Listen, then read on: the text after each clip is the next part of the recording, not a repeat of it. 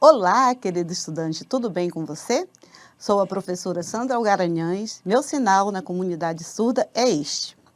Bem-vindo ao projeto Aprender Além da Escola, do Centro de Mídias e Tecnologias Educacionais da CEMED Manaus.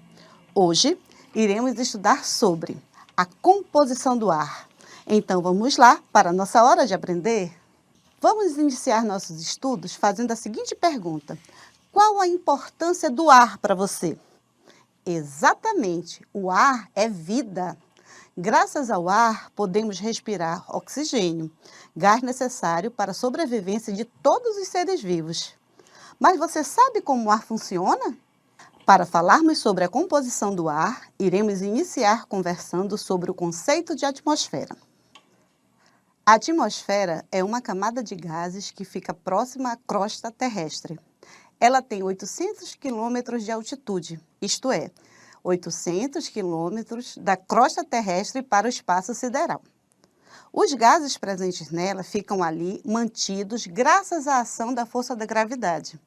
Ela é composta predominantemente por gás nitrogênio, responsável por 78% de seu volume, somado a 21% de gás oxigênio e 0,03% de gás carbônico e 1% de gases nobres.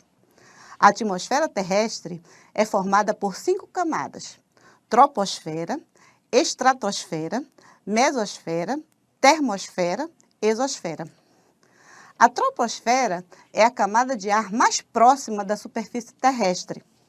O ar atmosférico é composto por inúmeros gases. Vamos conhecê-los? O gás nitrogênio, que é representado pelo símbolo N2, é formado pela união de 2 átomos de nitrogênio, como é possível observar na fórmula molecular e estrutural desse gás. Ele é o mais leve de todos os gases que se conhece. Sua densidade pode ser até 14 vezes menor que a do ar, o que explica sua abundância. Os seres humanos, bem como os demais animais, não conseguem utilizar o gás nitrogênio, embora utilizem o átomo nitrogênio para formar seus ácidos nucleicos, como DNA e RNA. Então, como os seres vivos obtêm nitrogênio do gás nitrogênio?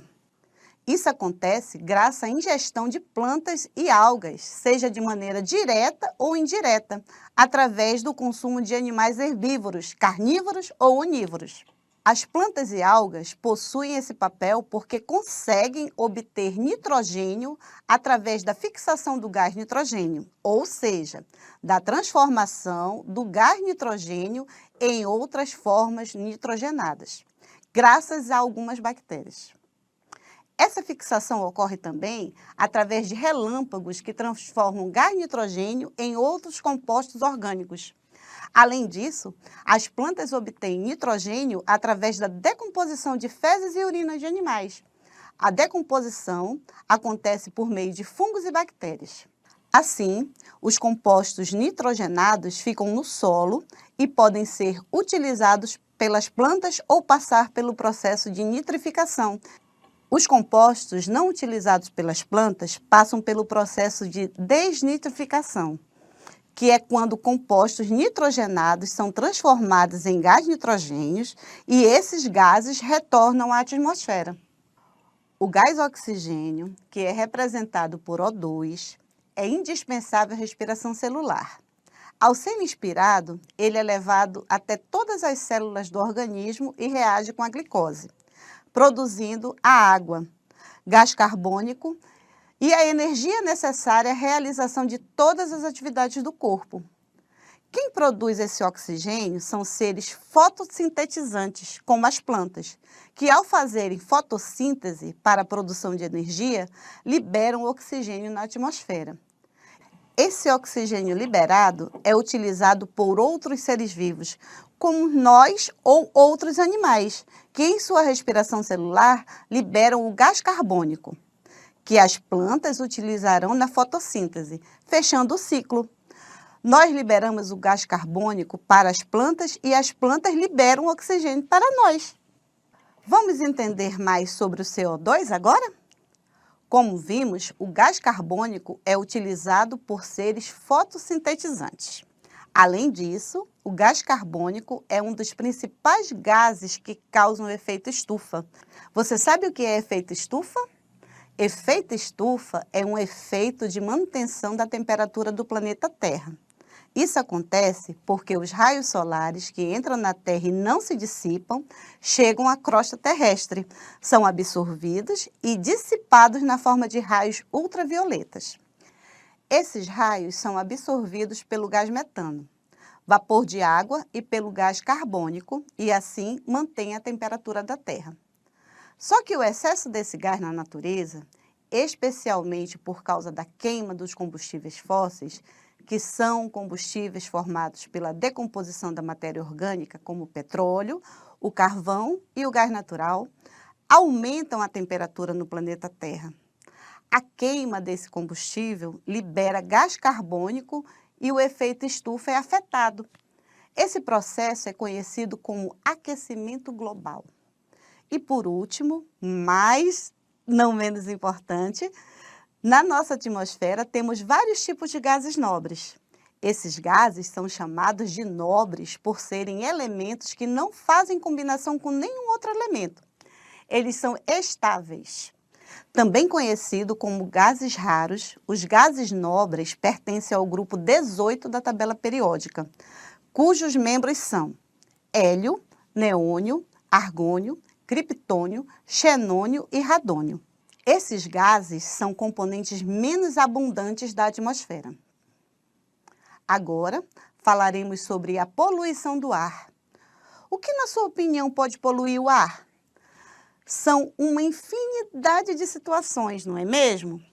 Então, vamos primeiramente conceituar a palavra poluição. De acordo com o Dicionário Brasileiro da Língua Portuguesa, é o ato de poluir, tornar sujo ou contaminado. O que altera a qualidade do ar são as emissões de poluentes atmosféricos. Essas alterações poderão ocorrer por fatores da natureza ou interferência do homem no meio ambiente. Um exemplo de interferência humana na qualidade do ar são as fumaças que saem dos veículos e das chaminés. E como exemplo de um evento natural, podemos citar a erupção de um vulcão. Temos também as queimadas que ocorrem por interferência do homem, intencionalmente, ou evento da natureza, raios. Agora vamos ver quais são as consequências da poluição do ar. Você conhece alguém que tem reação alérgica quando entram em contato com agentes estranhos ou algumas substâncias? Podemos citar como exemplo medicamentos, frutos do mar, corantes, pelos de animal, esporos de fungos, ácaros, poeiras e outros tantos. Essas partículas ou substâncias são chamadas de alergênicas, ou seja, causadoras de alergias. Elas costumam estar presentes no ar e, por esse motivo, podem atingir as vias respiratórias. As defesas do corpo humano atuam contra a entrada de materiais estranhos. Outra consequência da poluição é a contribuição da inversão térmica. Mas o que é a inversão térmica? A inversão térmica é caracterizada pela retenção do ar frio que fica próximo à superfície, sobreposto por uma camada de ar quente. Ela é um fenômeno atmosférico. Algumas substâncias são os principais poluentes do ar, ou seja, as que poluem o ar com mais frequência e fazem mal à saúde do ser humano. Podemos citar as seguintes: fumaças, partículas inaláveis, dióxido de enxofre, ozônio, dióxido de nitrogênio, monóxido de carbono. Essas substâncias podem causar sérios danos à saúde do homem. Além disso, algumas substâncias poluentes podem ficar suspensas na atmosfera. Chamamos esse conjunto de poluentes que tem em sua constituição poeiras, fumaças e todo tipo de material sólido e líquido que ficam suspensos na atmosfera devido ao seu tamanho pequeno de material particulado. Dentre os poluentes que ficam na nossa atmosfera, temos o monóxido de carbono. O monóxido de carbono é um gás sem cheiro, sem cor e tóxico. Sua produção ocorre a partir da queima de compostos de carbono na presença de pouco oxigênio, queima incompleta. Quando somos expostos a esse gás, os sintomas podem incluir desmaio, sensação de confusão, cefaleia, vertigem e, dependendo do grau da intoxicação, poderá atingir o sistema nervoso central, coração e até levar à morte. Você sabia que a poluição do ar pode trazer consequências na mudança das chuvas também? Já ouviu falar em chuva ácida? Para podermos entender o que é chuva ácida, precisamos falar sobre os óxidos. Então vamos lá. Os óxidos são formados por dois elementos e o mais eletronegativo deles é o oxigênio. São uma classe de substâncias inorgânicas.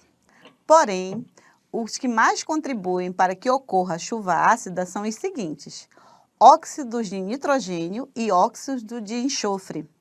Os gases lançados na atmosfera pela queima de combustíveis poderão reagir com as gotículas de água ali presentes, dando origem aos ácidos.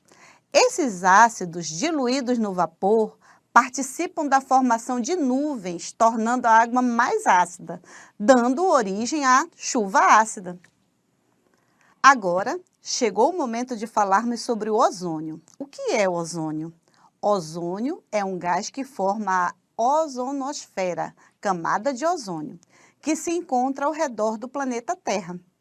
Essa camada está localizada na estratosfera, protegendo os seres vivos dos raios ultravioletas que são emitidos pelo Sol. Agora falaremos sobre o aquecimento global. Para isso, falaremos antes do gás carbônico, que é o metano. Ambos são componentes naturais do ar e ocorrem em pequenas concentrações na atmosfera. Vale ressaltar que eles são importantes no efeito estufa, que, conforme vimos anteriormente, ele é fundamental para a manutenção da vida na Terra. Porém, a concentração desses gases vem aumentando em escala global desde o período conhecido como Revolução Industrial. Inicia em 1760 na Inglaterra. Consequentemente, com esse aumento, esses gases são considerados poluentes do ar. Então, o que é aquecimento global? O aquecimento global é um processo da mudança da temperatura média global da atmosfera e dos oceanos.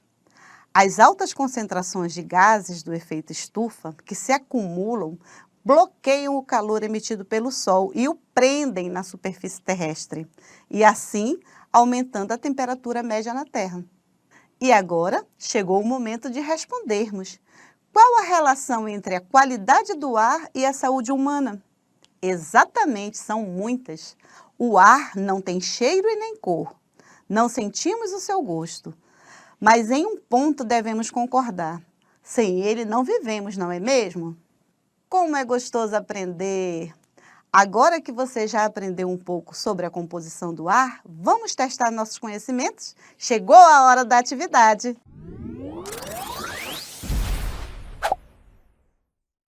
Atividade 1. O aquecimento global é causado pelo ou pela A. Pequena quantidade de sais minerais na atmosfera. B. Pequena quantidade de gases nobres na atmosfera. C. Grande quantidade de gás nitrogênio na atmosfera. D. Aumento de gás carbônico na atmosfera. E. Alta densidade da troposfera. Agora você vai ter 1 minuto para responder.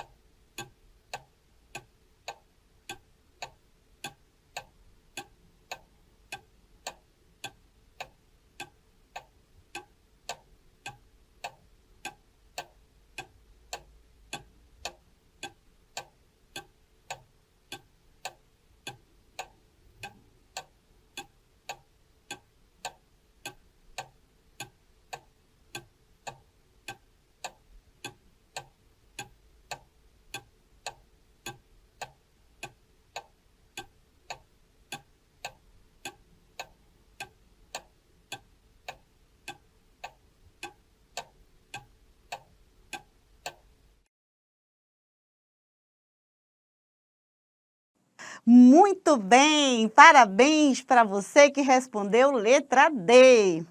Atividade 2. O gás oxigênio da atmosfera é obtido pela fixação por relâmpagos, fotossíntese de seres vivos, ação de gases nobres na atmosfera, ação de glicose nos animais, fotossíntese dos gases poluentes? 1 minuto!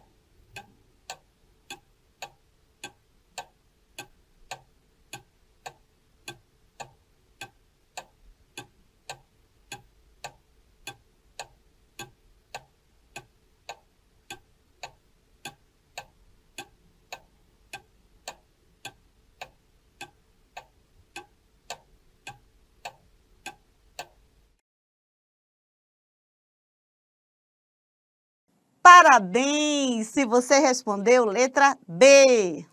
Atividade 3. A atmosfera terrestre é formada por 5 camadas. Qual é a camada de ar que fica mais próxima à superfície terrestre? A. Troposfera. B. Mesosfera. C. Termosfera. D. Exosfera. E. Estratosfera. Tempo! 1 minuto!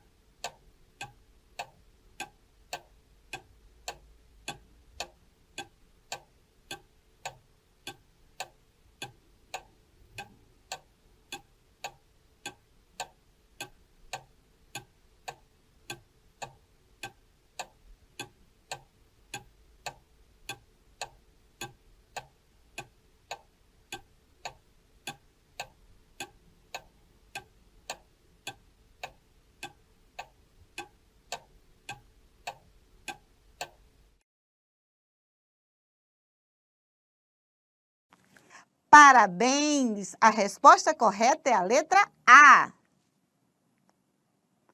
Agora, vamos lembrar um pouco do que vimos na aula de hoje. Chegou a hora da revisão!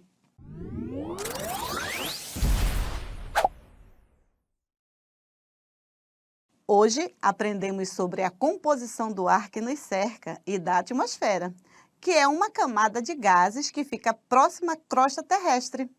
Vimos também sobre os gases que compõem o ar atmosférico. Falamos sobre o efeito estufa, que é um efeito de manutenção da temperatura do planeta Terra. Vimos sobre a alteração da qualidade do ar com as emissões de poluentes atmosféricos e que, em decorrência dessa poluição, algumas doenças são ocasionadas, dentre elas, acidentes vasculares cerebrais, doenças cardíacas e doenças respiratórias. Agora, vamos finalizar nossa aula. Foi maravilhoso aprender sobre a composição do ar. Lembre-se que, em caso de dúvidas, você poderá rever esta aula lá no canal do Centedes no YouTube. Aproveite e se inscreva lá e nos siga nas nossas redes sociais. Tchau! Um forte abraço!